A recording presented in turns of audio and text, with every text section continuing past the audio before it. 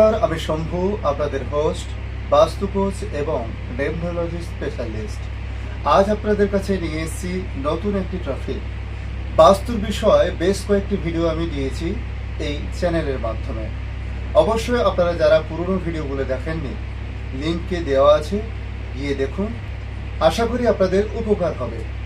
তবে গত ভিডিওতে আমি বলেছিলাম রান্নাঘর এবং টয়লেট কোথায় কোথায় করা হয় বা করা উচিত, না করলে কি হতে পারে বা করলে কি হতে পারে। গত ভিডিওতে আমি জানিয়েছিলাম আজ বিশেষ করে সিঁড়ির বিষয়ে জানাবো। অনেকে সমস্যায় পড়েন নতুন বাড়ি বানাতে গেলে সিঁড়ি কোথায় করবেন বা কিভাবে করবেন, এর বিস্তারিত আলোচনা কিছুটা করার চেষ্টা করব। প্রথমত আপনাদের বলা হয়েছিল যে কোনো বাস্তু বা বাস্তুর বিষয় জানতে গেলে তার 16টা দিক বা 16টা ডাইরেকশন জানতে হবে। তারও আগে জানতে হবে এই বাস্তু পঞ্চতত্ত্বের আধারে তৈরি, অর্থাৎ আমাদের এই জীবন যে আধারের মধ্যে তৈরি, বাস্তুতেও সেই পঞ্চতত্ত্ব বা 5 এলিমেন্টস রয়েছে। যেমন আকাশ, তার সঙ্গে রয়েছে জল, তারপরে রয়েছে বাতাস, তারপরে আগুন বা অগ্নি, তারপরে মাটি বা ভূমি, যাই বলুন না কেন। এদের প্রত্যেকটা আলাদা আলাদা কালারও রয়েছে এবং প্রত্যেক এলিমেন্টসের এক একটা বিষয়বস্তু রয়েছে। সেই সব বিষয়ে আপনাদের সঙ্গে বিগত কয়েকটি ভিডিওতে আলোচনা করেছি। তবে যদি সে বিষয়ে আরও বিস্তারিত জানতে চান তাহলে অবশ্যই কমেন্ট করে জানাতে পারেন। এবার জানাবো সিঁড়ি নিয়ে কি বলা হয়েছে বা সিঁড়ি কোথায় কোথায় হতে পারে। প্রাথমিকভাবে আপনাদের কিছুটা বেসিক নলেজ দেওয়ার চেষ্টা করব। দেখুন, প্রথমত আপনাদের জানানো হয়েছিল এটাকে ধরা হয়েছে বাস্তু। এই বাস্তুর মধ্যস্থল বা কেন্দ্রবিন্দু বলা হয়েছে এই ব্রহ্মস্থানকে। একে কেন্দ্র করে প্রত্যেকটা দিক রয়েছে। এখান থেকে যেমন সাউথ ওয়েস্ট রয়েছে, এনি অর্থাৎ নর্থ ইস্ট রয়েছে, এখান থেকে রয়েছে নর্থ, এখান থেকে রয়েছে সাউথ। এবারে আমাদের জানতে হবে এখান থেকে রয়েছে ইস্ট, এখান থেকে রয়েছে ওয়েস্ট, এখান থেকে নর্থ ওয়েস্ট, আর এখান থেকে রয়েছে এসি অর্থাৎ সাউথ ইস্ট। সাউথ ইস্ট কোণটাকে বলা হচ্ছে না অগ্নিকোণ, এটাকে অগ্নিকোণ বলা হচ্ছে। আর এটাকে বলা হচ্ছে কি কোণ না, এটাকে বলা হচ্ছে বায়ুকোণ। এবারে এখানে আসছে সাউথ ওয়েস্ট অর্থাৎ নৈಋত্য। এরপরে আসছে এনি অর্থাৎ এটাকে বলা হচ্ছে ঈশান কোণ।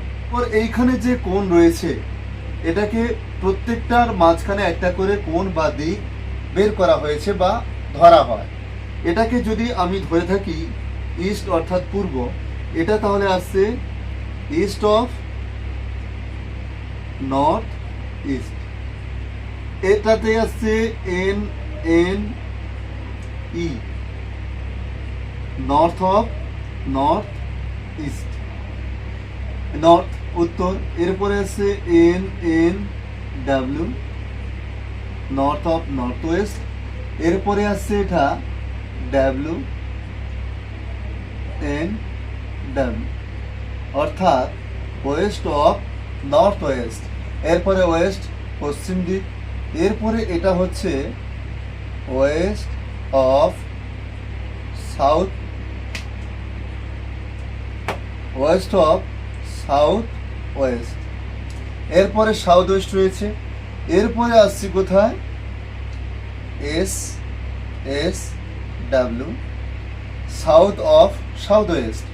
এরপরে আসছে কোথায় সাউথ অফ সাউথ ইস্ট। আমরা 16টা দিক পেলাম, হিসেব করলে দেখতে পাবেন 16টা দিক পেলাম। এখন প্রশ্ন কোন দিকে সিঁড়ি করব বা কোথায় সিঁড়ি করলে ভালো হতে পারে বা ঠিক আছে। প্রথমত আজ আমরা এই দক্ষিণ দিক থেকে শুরু করব। দক্ষিণে কি সিঁড়ি করা যাবে? দক্ষিণে সিঁড়ি করা যাবে। এইখানে সিঁড়ির একটা বিষয় আমাদের বুঝতে হবে। সিঁড়িটা হচ্ছে ওয়েট, অর্থাৎ কতটা ওয়েট কোনজন নিতে পারে বা কোন দিক নেওয়ার ক্ষমতা রেখেছে বা দেওয়া উচিত, তাহলে ব্যালেন্সটা ঠিক থাকবে। তা এখানটায় আমরা সিঁড়ি করতে পারি, এখানটায় সিঁড়ি করতে পারি। সাউথ অফ সাউথ ইস্টেও আমরা তাহলে সিঁড়ি করতে পারি।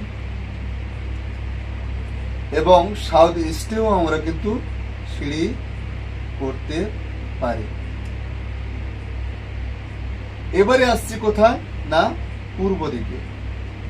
পূর্ব দিকে সিঁড়ি করা যাবে নাকি সে বিষয়ে অনেক প্রশ্ন রয়েছে। পূর্ব দিকে সিঁড়ি করা যাবে কিনা সে বিষয়ে অনেক প্রশ্ন থাকতে পারে বা অনেক প্রশ্ন রয়েছে। এখানে অনেকে সিঁড়ি বলে থাকে করতে পারেন, আবার অনেকে বলে করতে পারবেন না।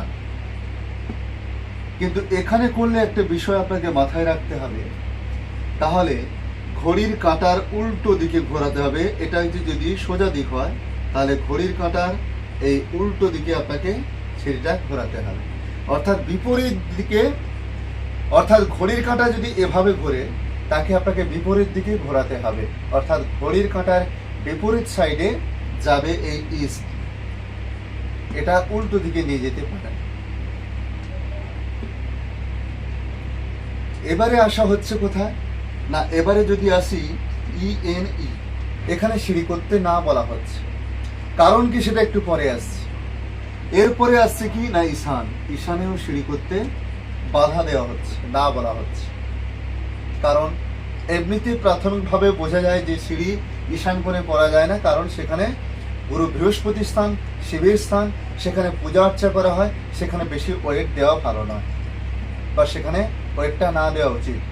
বাস্তুর মাথা বা বাস্তু পুরুষের মাথা বলা হয় এই ঈশান কোণকে। মাথার উপরে যদি কোনো ভার বা কোনো বোঝা চাপানো থাকে তাহলে মাথা ঠিক থাকবে না ডিস্টার্ব হবে, তাই মাথায় অনেক সমস্যা হতে পারে।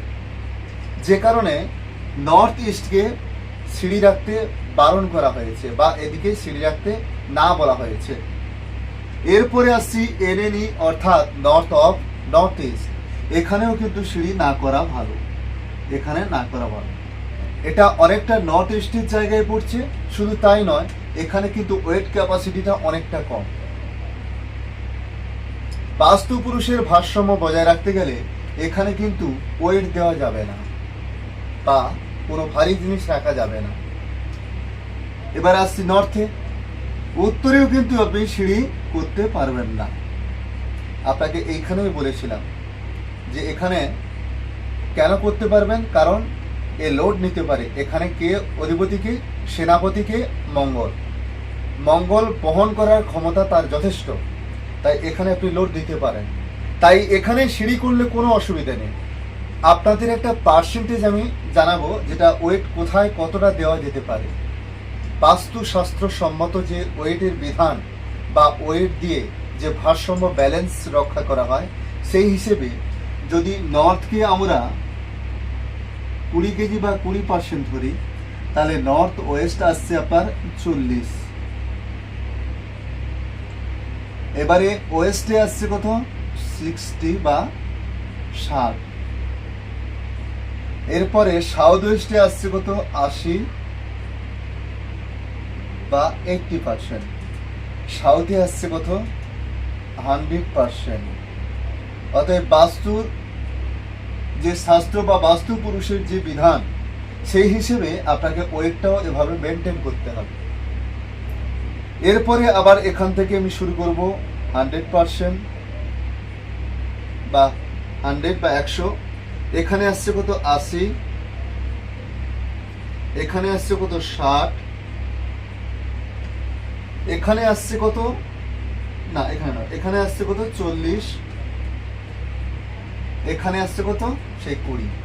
প্রত্যেকটা 10 করে আসবে, প্রত্যেকটা ঘরে 10 করে আপনি আপ এন্ড ডাউন করতে পারেন। প্রত্যেকটা ঘরে 10 বা 10% আপ এন্ড ডাউন হবে, এর বাইরে নয়। তাহলে হিসেব বোঝা গেল যে আমরা কেন এগুলোতে সিঁড়ি দিতে পারছি না বা এখানে দিতে পারছি। এই অগ্নিকোণে যদি সিঁড়ি বানাতে হয় তবে সেটা কিন্তু বাড়ির ভেতরে বানাতে হবে, বাইরে কিন্তু একেবারে নয়। এই কোণে বাইরে কিন্তু সিঁড়ি হবে না। এরপরে আসছি কোথায় না ইস্টে। ইস্ট, এখানে সিঁড়ি না করাটাই ভালো, এখানে সিঁড়ি না করাই ভালো। এখানে সিঁড়ি করতে গেলে কোন জায়গা থেকে এটা আরম্ভ হবে বা তৈরি করবেন, কোথায় শেষ করবেন, এর অনেক পয়েন্টের বিষয় আছে, অর্থাৎ এর অনেক মানের ব্যাপার আছে। সেই মান বের করে কিন্তু নিখুঁতভাবে না করলে এখানে অসুবিধা আছে। যদিও এর 60% নিতে পারে, তবু কারণ সূর্যের জায়গা কোনটা না এই পূর্ব দিক? সূর্য আমাদের কি করে বা পূর্বের কাজ কি গত ভিডিওতে আপনাদের জানিয়েছি। এইখানে প্ল্যাটফর্ম তৈরি করে, এখানে একটা হাব তৈরি করতে সাহায্য করবে। আপনি কোনো হাব করছেন বা বাড়ির কোনো কিছু এখানে কিন্তু তো যে কোনো বিষয় বাড়িতে যেখানে বসবাস করছেন সেখান থেকে যে কোনো জিনিস সৃষ্টির মূল আধার কিন্তু এইখানে, অর্থাৎ এই ইস্ট। তাই এখানে সিঁড়ি না করাই ভালো। এরপর পর আপনার যেহেতু ওয়েট কমে যাচ্ছে, অর্থাৎ এই জায়গা থেকে আপনি হিসেব করে দেখুন এই জায়গা পর্যন্ত আপনার ওয়েট ক্যাপাসিটি অনেকটাই কম। তাই এন অর্থাৎ উত্তরে কিন্তু না, এন ইতেও না, তারপরে এন ইতেও না, ইএন ইতেও নয়, ইতেও নয়। এই সার্কেলটাকে না করা হয়েছে সিঁড়ির ক্ষেত্রে। এবারে যদি কোনো পজিশন না থাকে তাহলে সেক্ষেত্রে কি করব? সেক্ষেত্রে এর কৌণিক মাপ বের করতে হয় বা এর কিছু ভগ্নাংশ বের করতে হয়, যেটার মান থেকে কোথায় শুরু কোথায় শেষ বা কোথায় রাখতে হবে সেই বিষয়ে বিস্তারিত এভাবে বলা সম্ভব নয়। তাই এটাতে সিঁড়ি না করাই ভালো। আপনি সাউথ ওয়েস্ট অর্থাৎ যেটাকে নৈಋত্য কোণ বলা হচ্ছে, এখানেও কিন্তু সিঁড়ি করতে পারেন। এখানে সিঁড়ি কিন্তু ভালো, তবে ভেতরে, এই ভেতরে করতে হবে, বাইরে কিন্তু নয়। বাইরে হলে আবার অসুবিধে আছে। তাই ভেতরে আপনি সিঁড়ি এখানে করতে পারেন। ওয়েস্ট অফ সাউথ ওয়েস্টেও আপনি সিঁড়ি বানাতে পারেন, ওয়েস্টেও আপনি সিঁড়ি বানাতে পারেন। তবে প্রত্যেকটা সিঁড়ি বানানোর বেশ কিছু নিয়মাবলী রয়েছে। কিভাবে? এই জোনগুলোর মধ্যে বা দিকগুলোর মধ্যে বেশ কয়েকটি দরজা রয়েছে। যেমন টোটাল ডাইরেকশন হচ্ছে 16খানা। 16খানার ডাইরেকশনের এদিক ওদিক করে 32খানা দরজা রয়েছে।